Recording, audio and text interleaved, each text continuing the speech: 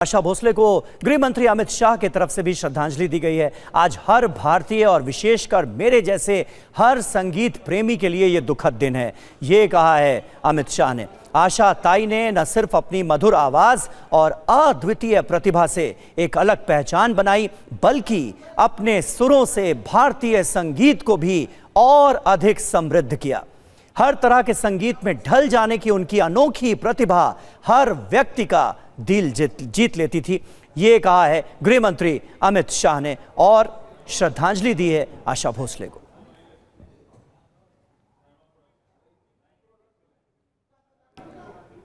और आइए आपको एक बार फिर लिए चलते हैं सीधे मुंबई ब्रीच कैंडी अस्पताल के बाहर से। हमारे सहयोगी कृष्णा इस वक्त हमारे साथ मौजूद हैं और शुभम पांडे मुंबई से हमारे साथ लाइव जुड़ रहे हैं।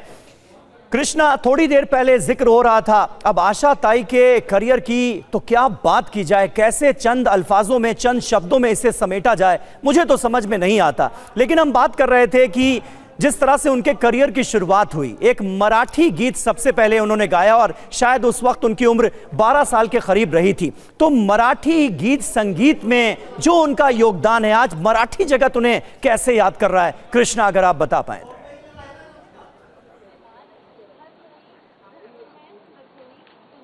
समरी जी, मैं कह सकता हूं कि लता दीदी के बाद अगर सुरों की मल्लिका का किताब किसी को दिया गया था वो तो आशा भोसले थी। आगे 4 साल पहले लता दीदी के देहांत के बाद आशा भोसले ने फिर भी काम करना नहीं रोका था, क्योंकि आप अभी थोड़ी देर पहले आप खुद बता रहे थे, हम भी बता रहे हैं कि आखिरी वक्त वो भी किसी गाने के ऊपर काम कर रही थी, कोई गाना रिकॉर्ड करना चाह रहे थे। लेकिन कल रात जब उन्हें अचानक कार्डियक अरेस्ट आने के बाद ब्रीच कैंडी अस्पताल में भर्ती कराया, तो उनके परिवार के लोग हो या फिर उनके चहेते हों, कई सारे बॉलीवुड सेलिब्रिटी हों, वो भी उनके लिए प्रार्थना कर रहे थे, दुआएं कर रहे थे। सोशल मीडिया पे कई सारी पोस्ट हम रात से देख रहे थे। लेकिन सुबह जब यहाँ पे हलचल शुरू हुई थी, तब मंत्री आशीष शेलार यहाँ पे आए थे, उन्होंने उनके परिवार से मुलाकात किया और बाद में किसी भी अफवाहों से बचने के लिए या फिर जो खबरें चलती रहेंगी वो उससे बचने के लिए उनके परिवार ने ये सोचा कि मीडिया को इसकी अधिकृत जानकारी दी जाए। और उसके बाद उनके बेटे आनंद भोसले, मंत्री आशीष और उनके ऊपर इलाज कर रहे हैं डॉक्टर प्रतीत समदानी, इन्होंने साथ ही मिलकर मीडिया को आशा जी के देहांत की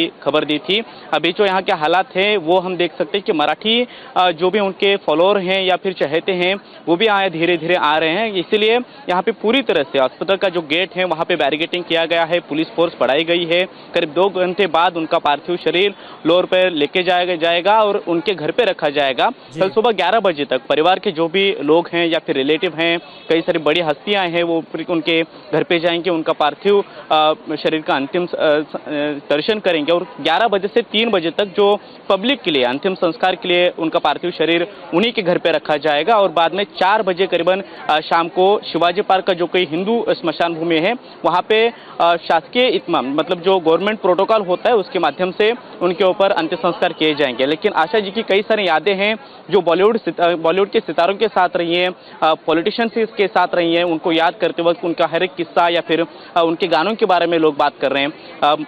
चाहे वो प्रधानमंत्री हो, गृह मंत्री हो या फिर राज्य के कई सारे मिनिस्टर हैं, वो भी उनकी यादें जता रहे हैं। कल रात से जब उनको अस्पताल में भर्ती कराया गया तब से कई सारे जो उनके चहेते हैं वो भी उनके लिए प्रार्थना कर रहे थे, दुआएं कर रहे थे। लेकिन आखिर हम देख रहे हैं कि 1.5-2 घंटे पहले उनके बेटे आनंद भोसले ने सबसे पहले उनके इंतकाल की खबर दे दी, देहांत के बारे में जानकारी दे दिया। और अभी हम यहाँ पे देख सकते हैं ब्रीच कैंडी अस्पताल का ये गेट है, ब्रीच कैंडी अस्पताल की सिक्योरिटी भी यहाँ पे बड़े पैमाने में दिख रही है। पुलिस फोर्स ने यहाँ पे बढ़ाई गई है, पुलिस फोर्स ने पूरी तरह से यहाँ पे देख रहे हैं कि बैरिकेडिंग पूरी तरह से किया जा रहा है। और 2 घंटे बाद उनका पार्थिव शरीर लोअर परल के ग्रैंड कासा करके जो उनका निवास है वहाँ पे लेके जाया जाएगा। और कल सुबह 11 बजे तक जो भी पारिवारिक लोग हैं या फिर रिलेटिव हैं उनके लिए अंतिम दर्शन के लिए रखा जाएगा। 11 बजे से 3 बजे तक जो देश के या फिर महाराष्ट्र के कई सारे लोग हैं जो उनके ऊपर प्यार करते थे, उनके ऊपर संगीत के ऊपर प्यार करते थे, वो लोग वहाँ पे आए और उनका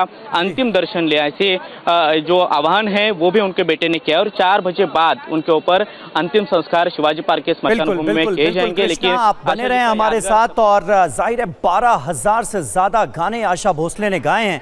एक लंबी फहरिस्त हम लगातार जो हमारा स्क्रोल है उस पर चला भी रहे हैं और उसमें आप देखेंगे कि कौन कौन से गाने जो हैं वो आशा भोसले ने गाए हैं। और इन तमाम गानों की अगर बात की जाए तो ये सारे गाने हमारे जहन में आज भी जिंदा हैं। जब कभी भी हम अंताक्षरी खेलते हैं तो आशा भोसले के गाए, लता दीदी के गाए गाने सबसे ज्यादा जहन में आपके आते हैं।